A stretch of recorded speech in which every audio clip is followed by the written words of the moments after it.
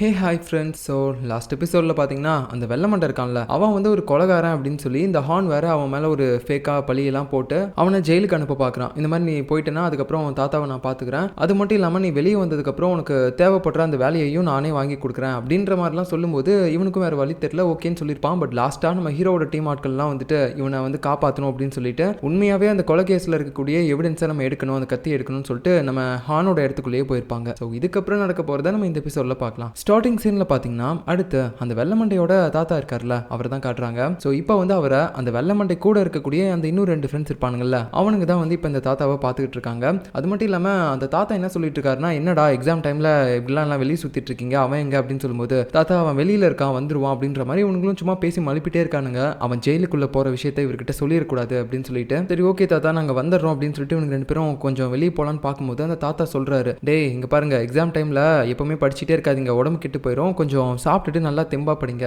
அப்படின்ற மாதிரிலாம் சொல்லியிருப்பாரு. அதாவது இவனுக்கு 2 பேர் மேலேயும் அக்கறை வச்சு சொல்லியிருப்பாரு. இதை கேட்டதுக்கு அப்புறம் இவனுக்கு 2 பேருக்கும் ஒரு மாதிரி மனசே கேட்கல. வெளியில வந்துட்டு ஒரு மாதிரி புலம்பிட்டு இருக்கானுங்க, டேய் என்னடா நமக்கு அவன் எவ்வளவு பெரிய ஃப்ரெண்டு தெரியுமா, பல வருஷமா நம்ம 2 பேரும் அவனுக்கு ஒரு ஃப்ரெண்ட்ஸா இருக்குமே தவிர நம்ம இது வரைக்கும் என்ன அவனுக்கு பண்ணியிருக்கோம், ஆனா இந்த மாதிரி நேரத்தில் நம்ம ஒரு ஹெல்ப் கூட அவனுக்கு பண்ணலன்னு வச்சுக்கோங்க, நம்மளால உண்மையான ஃப்ரெண்ட்ஸே கிடையாது. ஃபர்ஸ்ட் அவனை எப்படியாவது நம்ம ஜெயிலுக்கு போக விடாம தடுத்து நிறுத்தணும், அதுக்கு முன்னாடி தாத்தாவோட மெடிக்கல் செலவு எல்லாத்தையுமே நம்ம பார்க்கணும் அப்படின்னு சொல்லிட்டு, இதுல ஒருத்தங்கிட்ட கார் இருக்கும் போல, அந்த காரை வித்து அதை வச்சு நம்ம தாத்தாவோட மெடிக்கல் செலவை பே பண்ணிடலாம் அப்படின்னு சொல்லிட்டு 2 பேரும் போயிட்டு இருக்கானுங்க. இப்போ கட் பண்ணி இந்த பக்கம் நம்ம ஹானோட இடத்துல அந்த ஜான் இருக்கான்ல, அவன் பார்த்தீங்கன்னா ஒருத்தங்கிட்ட சண்டை போட்டுட்டு வந்திருப்பான். ஸோ பயங்கரமா சண்டை போடுறான் அவன் கூட. அவனும் கத்தியெல்லாம் வச்சு நம்ம ஜானோட தொடையெல்லாம் குத்துறான். முடிஞ்ச அளவுக்கு இவனும் அப்படி தப்பிச்சு ஓட பார்த்துட்டு இருக்கான். பட் அவன் நம்ம ஜான் மேலே ஏறி உட்காந்து அப்படியே அவனுடைய கழுத்துக்கிட்ட கத்தியை வச்சு உட்காந்துட்டு இருக்கான். நீ ஈஸியா இங்க வந்துட்டு தப்பிச்சு போயிடலாம்னு நினைக்கிறியா அப்படின்னு சொல்லிட்டு, இன்னொரு பக்கம் நம்ம மின் வேற அந்த எவிடன்ஸா இருக்கக்கூடிய கத்தியை எடுக்கிறதுக்காக அந்த ரூம்குள்ள போயிட்டு ஒருத்தங்கிட்ட மாட்டிருப்பான்ல, ஸோ அவங்கிட்ட இருந்து தப்பிச்சு வெளியே ஓடி வந்துட்டு இருக்கும்போது அங்க இன்னொருத்தன் வேற பார்த்துறான். அப்படி 2 பேருக்கு நடுவுலையும் அவள் பிளாக் ஆயிடுறா. சரி ஓகே வேற வழி இல்லை, இவங்க கூட நம்ம சண்டை போட்டே ஆகணும் அப்படின்னு சொல்லிட்டு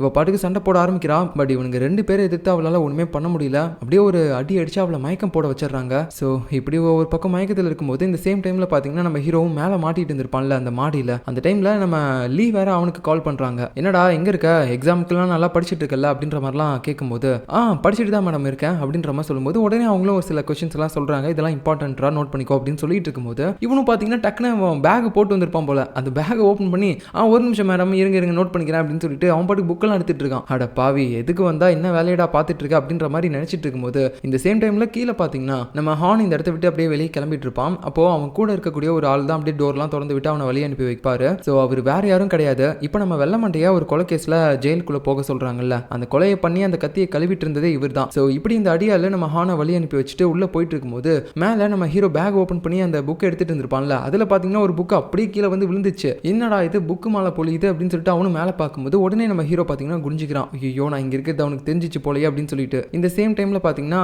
உள்ள நம்ம மின்ன வந்து மயக்கமடைய வச்சிருப்பாங்கல்ல, அவளை வந்து இப்போ தூக்கிட்டு போயிட்டு இருக்காங்க. அதை பார்த்தோன்னே ஹீரோக்கு அப்படியே ஷாக் ஆயிடுச்சு. ஐயோ மின்னுக்கு என்னாச்சு அப்படின்னு சொல்லிட்டு உடனே பார்த்தீங்கன்னா அவன் அப்படியே கதவு போயிட்டு டப்பு டப்புன்னு உடைக்க ஆரம்பிக்கிறான். இந்த சேம் டைம்ல நம்ம கிம்மோ அந்த மின்னோட ஃப்ரெண்டும் வந்து ட்ரோன்லாம் விட்டு விளையாண்டுட்டு இருந்திருப்பாங்கல்ல, அதாவது அங்கே இருக்க இடத்த வந்து வாட்ச் பண்ணிட்டு இருந்திருப்பாங்கல்ல, அந்த ட்ரோனை வந்து இப்போ அந்த அடியால் வந்து பார்த்துட்டான். அதான் அந்த ஹானோட அல்லக்கை. ஸோ அவன் பார்த்துட்டு அப்படியே ஒரு மாதிரி அந்த ட்ரோன்ல எழுதிருக்க நேமையும் வேற கண்டுபிடிச்சிடறான். யார் அவன் கிம் அப்படின்னு சொல்லி யோசிச்சுட்டு இருக்கும்போது இவங்க 2 பேருக்கும் அப்படியே ரொம்ப பயமாக ஆரம்பிச்சிச்சு. ஐயோ என்னாச்சு, நம்ம ஃப்ரெண்ட்ஸ் எல்லாரும் இப்போ என்ன ஆனாங்கன்னே தெரியலையே, ட்ரோன் வேற இப்போ அவங்க கிட்ட மாட்டிக்கிச்சு, இதுக்கு மேல அந்த இடத்துல என்ன நடக்குது அப்படின்றது நமக்கு தெரியாது. இல்ல என்னானாலும் சரி நம்ம ஃப்ரெண்ட்ஸ் எல்லாருமே நம்ம போய் காப்பாற்றணும், அவங்களை இப்படி ஆபத்தில் விட்டுட்டு நம்ம இங்க சும்மா இருக்க முடியாது அப்படின்னு சொல்லிட்டு இவங்க திங்ஸ் எல்லாம் பேக் பண்ணிட்டு அங்க கிளம்ப ஆரம்பிக்கிறாங்க. இந்த நேரத்தில் நம்ம முன்ன அந்த 2 அடியாட்களும் கடத்தி கொண்டு போயிட்டு இருப்பாங்கல்ல கார்ல. ஸோ அந்த டைம்ல மேல நம்ம ஹீரோ அந்த கதவை தட்டிக்கிட்டே இருக்க சத்தம் அவங்களுக்கு கேக்குது. ஏதோ ஒரு சத்தம் கேக்குது, என்னன்னு போய் பாரு அப்படின்னு சொல்லிட்டு ஒருத்தன் மட்டும் அனுப்பி விட்டு இன்னொருத்தன் நம்ம மின்னையும் கூட்டிட்டு அங்கிருந்து கிளம்பலாம்னு சொல்லி பார்க்கும்போது காரை எடுக்க விடாம எவனோ ஒருத்தன் வந்து நிக்கிறான். இந்த நேரத்தில் நம்ம டிடெக்டிவ் இருக்காருல்ல, அவர் அந்த வெள்ளமண்டை தான் கொலைகாரன் அப்படின்னு சொல்லி தெரிஞ்சதுனால அவனை அங்கிருந்து கூட்டு போலான்னு சொல்லி பார்க்கும்போது அங்க கார்லயே கொஞ்ச நேரம் உட்கார வச்சு அவன்கிட்ட பேசிட்டு இருந்திருப்பாரு. உண்மையை சொல்றா, நீ தான் அந்த கொலையை பண்ணியா? ஆமா சார் நான் தான் பண்ணேன். 3 தடவை வெறித்தனமா குத்திருக்கல்ல, எதுக்காக அப்படி குத்துன? ஏன்னா எனக்கு அவனை கொலை பண்ணணும்னு தோணுச்சு, அதனால தான் 3 தடவை குத்துனேன். சரி கொலை பண்றதுக்கு யூஸ் பண்ண அந்த கத்தி எங்க அப்படின்னு கேட்கும்போது அதை தூக்கி போட்டுட்டேன் அப்படின்ற மாதிரி இவனா அந்த கொலையை பண்ண மாதிரியே பேசிட்டு இருக்கான். ஸோ இவன் பேசினதை வச்சு அந்த டிடெக்டிவும் எனக்கு தெரிஞ்சிச்சுரா நீ இந்த கொலையை பண்ணல அப்படின்னு சொல்லும்போது எப்படி சார் சொல்றீங்க அப்படின்னு கேட்கும்போது அவனும் சொல்ல ஆரம்பிக்கிறான். ஏன்னா அந்த டெட் பாடியை 3 டைம்லாம் கத்தியால குத்த கிடையாது, நான் சும்மா அவங்ககிட்ட போட்டு வாங்கினேன், அது மூலமா இப்போ எனக்கு தெரிஞ்சிச்சு நீ இந்த கொலையை பண்ணலைன்னு. ஏன்டா இந்த மாதிரி பண்ற, உன் தாத்தாவை பாத்துக்கிறதுக்காக நீ இந்த மாதிரிலாம் பண்ணணுமா என்ன அப்படின்ற மாதிரி சொல்லிட்டு இருக்காரு. ஆனா இவன் பாத்தீங்கன்னா அது எதுவுமே கேட்காம சில விஷயங்களை நினைச்சு பார்த்துட்டு இருக்கான். என்னன்னா நம்ம ஹான் வந்து இவனுக்கு நிறைய பணம் கொடுத்திருப்பான், அது மட்டும் இல்லாம ஒரு கார்டு மாதிரி ஒன்னையும் கொடுத்திருப்பான். இந்த மாதிரி நீ ஜெயிலுக்கு போயிட்டு வந்ததுக்கு அப்புறம் ரிட்டர்ன் என்னோட கம்பெனிலேயே நீ வேலைக்கு சேர்ந்துக்கலாம் அப்படின்னு சொல்லிட்டு அது எல்லாத்துக்குமே ஆசைப்பட்டு தான் வந்துட்டு நம்ம வெள்ளை மண்டை இப்போ இந்த முடிவை எடுத்திருப்பான். ஸோ அது எல்லாத்தையுமே அவன் யோசிச்சு பார்த்துட்டு நான் கரெக்டான முடிவு தான் எடுத்திருக்கேன், நான் தான் கொலையை பண்ணேன் அப்படின்னு சொல்லிட்டு அந்த டிடெக்டிவ் கிட்ட பேசிட்டே இருக்கும்போது அவரும் வந்து கொஞ்சம் சொல்றாரு, நல்லா யோசிச்சு பாரு, உனக்கு வந்து சின்ன வயசு, நீ இந்த நேரத்தில் இப்படிலாம் முடிவு எடுக்கிறது வந்து ரொம்பவே அவசரப்படுற மாதிரி தெரியுது, அதுவும் இல்லாமல் உன் தாத்தாவை பற்றி கொஞ்சம் நினச்சி பாரு, அவருக்கு நீ மட்டும்தான் இருக்க, உன்னை இப்படி ஒரு நிலைமையில பார்க்கறத அவர் விரும்புவார்னு நினைக்கிறேன் நீ அப்படின்ற மாதிரிலாம் கேட்கும்போது உடனே இவன் தாத்தாவை பற்றி நினச்சி பார்க்குறான். அவர் என்ன சொல்லியிருப்பாரு அப்படின்னா, என்ன ஆனாலும் சரி நீ படிப்பை மட்டும் கைவிட்டுறாத, நல்லா படிச்சாலே போதும்பா, நீ வந்து ஒரு பெரிய ஆளாயிருவ அப்படின்ற மாதிரிலாம் ரொம்ப படிப்பை பற்றி பேசியிருப்பாரு. ஸோ அது எல்லாத்தையுமே அவன் நினச்சி பார்த்துட்டு இருந்திருப்பான். அதுக்கப்புறம் மின் இருக்கால, அவளை இப்போ அந்த காரில் ஒரு அடியால் கூட்டிகிட்டு போயிருப்பான்ல, அப்போ காரை கூட போக விடாமல் யாரோ ஒருத்தங்க தடுத்து நிறுத்தின மாதிரி நம்ம பார்த்துருப்போம். அது வேற யாரும் இல்லை, நம்ம வெள்ளை மண்டன் தான். ஸோ எப்படியோ நம்ம டிடெக்டிவ் கிட்டே அவன் வந்து உண்மை எல்லாத்தையுமே சொல்லிட்டான் போல, நான் கொலையை பண்ணல, அதுவும் இல்லாமல் நான் ஜெயிலுக்கு போக மாட்டேன் அப்படின்னு சொல்லிட்டு அவன் முடிவெடுத்துட்டான் போல. அதனால தான் இப்போ நம்ம ஆளுங்களை காப்பாற்றுறதுக்காக இவன் இங்கே வந்திருக்கான். ஸோ இந்த அடியால் கிட்டே இவன் முடிஞ்ச அளவுக்கு சண்டை போடுறான். பட் இவனை விட அவன் வந்து ரொம்ப ஸ்ட்ராங்காக இருக்கிறதுனால அவனை எதிர்த்து இவனால ஒன்றுமே பண்ண முடியல. உடனே அப்படியே அந்த வெள்ளை மண்டையை பார்த்து அவனு சொல்ல ஆரம்பிக்கிறான், ஏண்டா ஒழுங்கா காசை வாங்கணுமா போனோமா அப்படின்னு இல்லாமல் ஏன்டா தேவையில்லாத வேலையெல்லாம் பார்த்துட்டு இருக்க, நீ என்ன ஹீரோவாக ட்ரை பண்ணுறியா என்ன, நம்ம கேங்குக்கு எப்பயுமே வில்லனா இருக்கிறதாண்டா செட் ஆகும், அதையே ஃபாலோ பண்ணு அப்படின்ற மாதிரி சொல்லிட்டு இருக்கும்போது கரெக்டாக பார்த்தீங்கன்னா அந்த இடத்துக்கு இவனோட ஃப்ரெண்ட்ஸ் 2 பேரும் வந்துட்டானுங்க. டே அவன் அங்கே தாண்டா இருக்கான், அவனை போட்டு அடிக்கிறான்டா அப்படின்னு சொல்லிட்டு உடனே பார்த்தீங்கன்னா அவனை காப்பாற்றுறதுக்காக இவனுக்கு 2 பேரும் வேகமாக வந்துட்டு இருக்கானுங்க. சரியா இந்த நேரத்தில் நம்ம மின்க்கு வந்து மயக்கம் தெளிஞ்சிருது. அதனால அந்த எவிடன்ஸாக இருக்கக்கூடிய கத்தி எடுத்துக்கிட்டு அவன் அங்கிருந்து தப்பிச்சு போலான்னு சொல்லி பார்க்கும்போது இவனுங்க 3 பேரும் நல்லவனுங்களா திருந்தி இப்போ இவங்களுக்கு சப்போர்ட் பண்ற மாதிரி சண்டை போட்டுட்டு இருக்கும்போது நம்ம மின்னால இதை பார்த்துட்டு ஜஸ்ட் அங்கிருந்து போக முடியல. ஓகே நம்ம வந்து இவங்களை காப்பாத்திட்டு போலாம் அப்படின்னு சொல்லிட்டு இவளும் பார்த்தீங்கன்னா இப்போ அந்த அடியாள் கிட்ட சண்டை போட ஆரம்பிக்கிறா. இந்த சேம் டைம்ல நம்ம ஜான் இப்போ வரைக்கும் பார்த்தீங்கன்னா அந்த உள்ள இருக்கக்கூடிய ஸ்டூடெண்ட் அடியாள் இருக்கான்ல, அவங்க கிட்ட சண்டை போட்டுட்டு இருக்கான். அப்படியே மூஞ்சி கிஞ்செல்லாம் கிழிஞ்சிருச்சு, கையெல்லாம் கூட பார்த்தீங்கன்னா அப்படியே ரத்தமா ஊத்திட்டு இருக்குது. அந்த அளவுக்கு வெறுத்தமா அவன் சண்டை போட்டுட்டு இருக்கான். பட் இருந்தாலும் முடியல. ஒரு கடத்துல அவன் பார்த்தீங்கன்னா அப்படியே கீழே விழுந்துடுறான். இப்போ இந்த பக்கம் இந்த அடியாள் கிட்டையும் இவங்க 4 பேராலையும் எதிர்த்து ஒண்ணுமே பண்ண முடியல. அவன் அப்படியே வளைச்சு இவங்க எல்லாருமே போட்டு அடிச்சிட்டு இருக்கான். இவன் பயங்கரமான ஃபைட்டரா இருப்பான் போல. ஏண்டா என்ன எதிர்க்கிறது அவ்வளவு சாதாரண விஷயம் நினைச்சிட்டு இருக்கீங்களா, அவனை எல்லாரும் காலியாயிருவீங்க அப்படின்ற மாதிரி சொல்லிட்டு இருக்கும்போது திடீர்னு நம்ம மின்னு பார்த்தீங்கன்னா சிரிக்க ஆரம்பிக்கிறா. என்னடா அப்படின்னு சொல்லி பார்த்தா அங்க நம்ம ஹீரோ வந்துட்டு இருக்கான். அப்படியே ஒரு மாதிரி எக்யூப்மெண்ட்ஸ் எல்லாம் கொண்டு வந்துட்டு இருக்கான். இவன் தான் மேல மாட்டிட்டு இருந்தானே, எப்படி தப்பிச்சு வந்தான் அப்படின்னு சொல்லி பார்த்தா அவ்வளோ பெரிய இரும்பு கதவையும் போட்டு அடின்னு அடிச்சு உடச்சிட்டு வந்திருக்கான். நம்ம ஆளுங்களுக்கு ஒண்ணுன்னா உயிரையே கொடுப்பான் போல. ஸோ வந்துட்டு இவனு பார்த்தீங்கன்னா இப்போ அவன் கூட சண்டை போட ஆரம்பிக்கிறான். பட் எடுத்தவனே பார்த்தீங்கன்னா நம்ம ஹீரோ மண்ணை தான் கவரான். இவன் இந்த அளவுக்கு பயங்கரமான ஒரு ஃபைட்டரா இருப்பான் அப்படின்னு சொல்லி நம்ம ஹீரோவே எதிர்பார்க்கல. நம்ம ஹீரோவே போட்டு பொழந்து கட்டிட்டான். ஸோ மின்னுக்கெல்லாம் பார்த்தீங்கன்னா இப்போ ஒரு மாதிரி ஹோப்பே இல்லை, அவ்வளோதான் இவன் எல்லாருமே அடிச்சிட்டான், இதுக்கு மேலே யார் வந்து நம்மளை காப்பாற்றுவா அப்படின்னு நினச்சிட்டு இருக்கும்போது நம்ம ஹீரோ அகைன் பார்த்தீங்கன்னா அப்படியே ஒரு மாதிரி வழியிலே எந்திரிச்சு வரான். ஒரே ஒரு குத்து தான், அவனுடைய அங்கிள் சின்ன வயசுல சொல்லி கொடுத்த ஒரு பயங்கரமான டெக்னிக்கை யூஸ் பண்ணி அடிச்சிருப்பான். அப்படியே பறந்து போய் விழுந்துட்டான் அந்த வில்லன். அவ்வளோதான், பையன் இதுக்கு மேலே எந்திரிக்க மாட்டான் அப்படின்னு சொல்லிட்டு நம்ம ஹீரோவும் பார்த்தீங்கன்னா அவனுடைய ஆட்கள்லாம் வந்து எழுப்பி விட்டுட்டு இருக்கான். அப்போ அந்த வெள்ளை மண்டைக்கிட்ட வந்து எப்படியோடா நீ திருந்தி ஜெயிலுக்கு போக வேணாம் அப்படின்னு சொல்லி முடிவு பண்ணல, அது நினைக்கும் போது ரொம்ப சந்தோஷமா இருக்கு அப்படின்னு சொல்லிட்டு இருக்கும்போது என் தாத்தாவுக்காக தான் நான் இந்த ஒரு முடிவு எடுத்தேன், அவரு நான் ஒரு நல்ல பையனா இருக்கணும்னு சொல்லி நினைச்சாரு, அவருடைய கடைசி ஆசைக்காக தான் நான் திருந்தலான்னு முடிவு பண்ணிட்டேன் அப்படின்ற மாதிரி சொல்லிட்டு இருக்கான். ஸோ எப்படியோ எல்லாமே நல்ல விதமா முடிஞ்சிருச்சு அப்பாடி அப்படின்னு சொல்லிட்டு எல்லாரும் நிம்மதியா இருக்கும்போது திடீர்னு யாரோ 2 பேர் கத்திட்டு ஓடி வருதுங்க. என்னடா அப்படின்னு சொல்லி பார்த்தா நம்ம ஃப்ரெண்ட்ஸுங்களே இப்படி தனியா தவிக்க விட்டுட்டோமே அப்படின்னு சொல்லி அவங்க 2 பேர் யோசிச்சிருப்பாங்க பாத்தீங்களா. நம்ம மின்னோட ஃப்ரெண்டும் கிம்மோ அவங்க தான் அப்படியே ஏதோ கேடை மாதிரிலாம் ஏதோ பிளாஸ்டிக்லாம் எடுத்துட்டு அடிக்கிறதுக்கு வந்துட்டு இருக்குதுங்க. நல்ல வேலைப்பா நீங்க லேட்டா வந்தீங்க, இல்லைன்னா உங்களுக்கும் மூஞ்சி முகரெல்லாம் உடஞ்சிருக்கும் அப்படின்ற மாதிரி சொல்லி பாக்குறாங்க இவங்கலாம். இப்போ அடுத்த சீன்ல நம்ம டிடெக்டிவ் பாத்தீங்கன்னா ஒருத்தனோட காரை போயிட்டு அப்படியே ஒரு மாதிரி மறைக்கிறாரு. அவன் வேற யாரும் கிடையாது, இந்த வெள்ளமண்டைய ஒரு கொலை பண்ணதா சொல்லிட்டு இருந்திருப்பாங்கல்ல, அந்த கொலையை பண்ண அந்த கொலைகாரன் தான். ஆக்சுவலா நம்ம வெள்ளமண்டை திருந்தலாம் அப்படின்னு சொல்லி முடிவு பண்ணதுக்கு அப்புறம் உண்மையாவே அந்த கொலையை யார் பண்ணது அப்படின்றதையும் அவன் சொல்லிட்டான் போல. அதனால தான் நம்ம டிடெக்டிவ் இவரை கண்டுபிடிச்சு கரெக்டா வந்து பிளாக் பண்ணி இந்த மாதிரி உங்களை கைது பண்றேன், உங்களை விசாரிக்கணும், அந்த கொலையை நீங்க தான் பண்ணிருப்பீங்களோன்னு டவுட்டா இருக்கு அப்படின்ற மாதிரி சொல்லிட்டு இருக்காரு. இதை கேட்டுட்டு இந்த அடியாலும் பாத்தீங்கன்னா உடனே ஐயோ மாட்டிக்கின போல அப்படின்னு சொல்லிட்டு இதோ ஒரு வெப்பனை எடுத்து அப்படியே அந்த டிடெக்டிவே சாகடிக்கலாம்னு சொல்லி ட்ரை பண்ண வரும்போது அந்த இடத்துக்கு நம்ம ஹீரோ வந்து ஒரே அடி தான் அப்படியே அந்த அடியால மயக்கம் போட வச்சுட்டான். அதுக்கப்புறம் அந்த டிடெக்டிவ் எதுவும் சந்தேகப்பட்டுறக்கூடாது அப்படின்னு சொல்லிட்டு சார் நீங்க நினைக்கிற மாதிரிலாம் ஒன்றும் இல்லை, புக்கை இவர் எடுத்துட்டு போயிட்டாரு, அதனால தான் எடுக்கிறதுக்கு வந்தா வேற ஒன்றும் இல்லை அப்படின்னு சொல்லி மழுப்பிடுறான். அதுக்கப்புறம் பார்த்தீங்கன்னா நம்ம ஆளுங்க எல்லாருமே அந்த எக்ஸாம் ப்ரெஷரில் பயங்கரமாக படிக்க ஆரம்பிக்கிறானுங்க. ஒரு பக்கம் அந்த தாத்தாவோட மெடிக்கல் பில்லையும் பே பண்ணிட்டானுங்க. அதுக்கப்புறம் அந்த வெள்ளமண்டை இருக்கான்ல அவன் எக்ஸாமுக்காக பார்த்தீங்கன்னா அப்படியே கையெல்லாம் உடஞ்சு போயிருக்க நிலமையில கூட பயங்கரமாக படிச்சுட்டு இருக்கான். நம்ம ஆளுங்க 5 பேரும் அவங்களும் பார்த்தீங்கன்னா நல்லா படிக்கிறாங்க ஸ்டடி குரூப்ல. அப்படியே இந்த எக்ஸாமுக்கு 2 நாளைக்கு முன்னாடி எப்படி எல்லாம் பரபரப்பாக இருப்பாங்க அந்த மாதிரி இருக்கானுங்க எல்லாருமே. அது மட்டும் இல்லாமல் கரெக்டாக எக்ஸாமும் வருது. ஸோ எல்லாம் வெறித்தனமாக எழுதுறாங்க. நம்ம ஹீரோ பார்த்தீங்கன்னா அப்படியே ஒரு மாதிரி டவுட்டோடய எழுதுறான். ஏன்னா அவனுக்கு எல்லாமே கரெக்டான ஆன்சரானு தெரியல.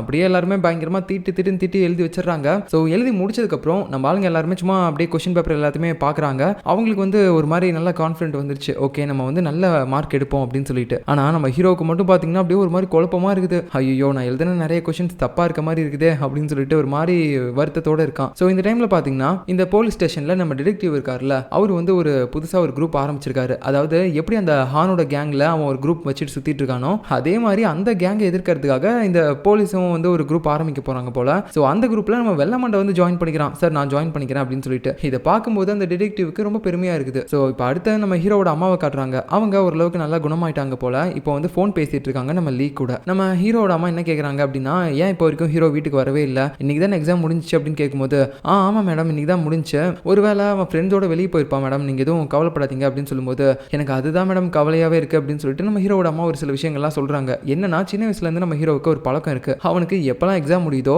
அப்போல்லாம் பார்த்தீங்கன்னா ஒரு மாதிரி அந்த கொஸ்டின் பேப்பரையே அகைன் யோசிச்சுட்டே இருப்பான். ஐயோ நம்ம எழுதின எல்லா கொஸ்டினும் தப்பு போலையே அப்படின்னு சொல்லிட்டு அதை பற்றி தான் யோசிச்சுட்டு இருப்பான் போல ரொம்ப நாளைக்கு. அதனாலேயே நான் இந்த நேரத்தில் அவனை டிஸ்டர்ப் பண்ண மாட்டேன், அவன் வெளியே ஃப்ரெண்ட்ஸோடு சேர்ந்து சுற்றினாலும் நான் விட்டுருவேன் அப்படின்ற மாதிரி பேசிட்டு இருக்காங்க. இந்த பக்கம் நம்ம ஹீரோ அதே மாதிரி தான், ஃப்ரெண்ட்ஸ் எல்லாருமே சேர்ந்து ஒரு இடத்துக்கு வந்திருக்காங்க. பட் அவன் வந்து அப்படியே ஒரு மாதிரி அவுட் ஆஃப் கண்ட்ரோலில் இருக்கான். அவங்க கூட சேர்ந்து ஒரு மாதிரி மஜா பண்ணிட்டு இல்லாம இவன் பாட்டுக்கு அந்த கொஸ்டின் பேப்பர் விஷயத்தை பற்றி தான் யோசிச்சுட்டு இருக்கான். நான் இவ்வளோ கொஸ்டின்ஸ் தப்பாக இருந்திருப்போம் போலையே அப்படின்னு சொல்லிட்டு. அப்போ இவங்க இருக்க அந்த இடத்துல பார்த்தீங்கன்னா பஞ்ச் பண்ணா அது எவ்வளோ வேகத்தில் அடிச்சிருக்காங்க அப்படின்னு சொல்லி காட்டும்ல, அதில் ஒரு மிஷினில் எல்லாருமே அடிச்சுட்டே இருக்காங்க. எல்லாருமே கம்மியாக தான் காட்டிட்டு இருக்கு. ஆனால் நம்ம ஹீரோ இருந்த கோவத்தில் அப்படியே ஒரே அடி அடிக்கிறான். அந்த மிஷினே உடஞ்சு போச்சு. ஸோ அந்த அளவுக்கு நம்ம ஹீரோ ஒரு மாதிரி கோவத்தோடையும் அதே சமயம் வருத்தத்தோடையும் இருக்கான். அதுக்கப்புறமேட்டு பார்த்தீங்கன்னா இவங்க எல்லாருமே வந்து ஒரு மாதிரி ஒரு இடத்துல உட்காந்து சாப்பிட்டுட்டு இருப்பாங்க. அப்போ நம்ம ஜான் வந்து ஹீரோவுக்கு கொஞ்சம் ஆறுதலாக இருக்க மாதிரி, சரி விடுறா அதெல்லாம் முடிஞ்சு போனது தான், இதுக்கு மேலே நீ வந்து அதை நினச்சும் ஒன்றும் பிரோஜனம் இல்லை, இப்போ இப்படி நினைக்கிறதுனால மட்டும் நீ எழுதுனா இந்த கொஸ்டின்ஸ் எல்லாத்தையுமே வந்து மறுபடியும் மாற்றி எழுத முடியுமா என்ன, முடியாது இல்லை கம்மனிரு அப்படின்ற மாதிரி பேசும்போது ஹீரோவுக்கும் வேற வழி தெரியல. சரி ஓகே நல்லா தான் எழுதிருப்போம் நினைக்கிறேன் அப்படின்னு சொல்லிட்டு ஒரு மாதிரி சமாதானமாகறான். கரெக்டாக அந்த டைமில் அவனுக்கு ஒரு கால் வேற வருது.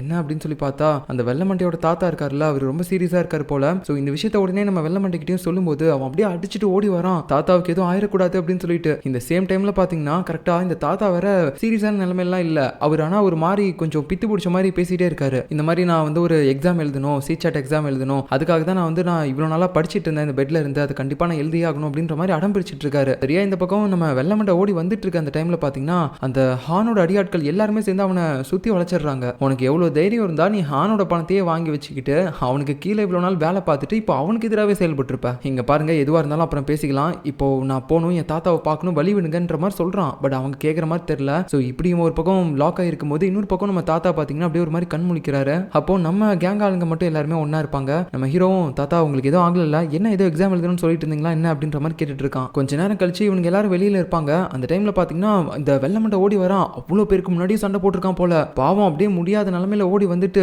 எல்லாருமே வெளியே ஒரு மாதிரி அப்படியே பேசாம இருக்கிறத பார்க்கும்போது இவனுக்கு ஒரு மாதிரி மனசே கஷ்டமாயிருச்சு. தாத்தா இறந்து போயிட்டாரா அப்படின்ற மாதிரி யோசிச்சுட்டு உள்ள போகும்போது அங்க பாத்தீங்கன்னா அப்படியே கண்ணாடியில பாக்குறான். அங்க அவர் உட்காந்து எக்ஸாம் எழுதிட்டு இருக்காரு. ஆக்சுவலா அந்த கொஸ்டின் பேப்பர் எல்லாத்தையுமே பாத்தீங்கன்னா ரேடியோல தான் சொல்லுவாங்க போல. ஸோ அதை வந்து கேட்டுட்டு இவ்வளவு நாளா அவர் படிச்ச எல்லா இதையும் பாத்தீங்கன்னா கரெக்டா ஆன்சர் பண்ணிட்டு இருக்காரு. அதை பார்த்ததுக்கு அப்புறம் தான் வெள்ளமண்டைக்கு அப்படியே ஒரு மாதிரி உயிரே வருது. அப்பாடி தாத்தாவுக்கு எதுவும் ஆகல அப்படின்னு சொல்லிட்டு. பட் கொஞ்ச நாள்லயே பாத்தீங்கன்னா அவர் இறந்தும் போயிடுறாரு. அவருடைய இறுதி சடங்குல எல்லாருமே ஒரு மாதிரி மரியாதை செலுத்திட்டு இருக்காங்க. அப்போ நம்ம ஹீரோ பாத்தீங்கன்னா அந்த தாத்தா கடைசியா சொன்ன எல்லாத்தையுமே யோசிச்சு பாக்குறான். அதாவது என்னோட பேரனை வந்து நீ நல்லா பாத்துக்கோப்பா, அவனுக்கு நல்லா படிப்பை சொல்லிக் கொடு அப்படின்ற மாதிரிலாம் சொல்லியிருப்பார்ல, அதை பத்தி யோசிச்சுட்டு நம்ம வெள்ளமண்டைக்கு முடிஞ்ச அளவுக்கு நல்லா சொல்லிக் கொடுக்கணும் அப்படின்ற மாதிரி இருக்கான். அது மட்டும் இல்லாம இந்த வெள்ளமண்டை அதிகமாக ஒரு நோட்ஸ் மாதிரி எடுத்து வைப்பான்ல படிக்கிற விஷயத்துல, அவனுடைய தாத்தாவும் அதே மாதிரி வச்சிருந்திருப்பாரு. ஸோ அந்த நோட்ஸை பார்த்தீங்கன்னா இப்போ கொடுக்குறான் அவன் தாத்தாவோட.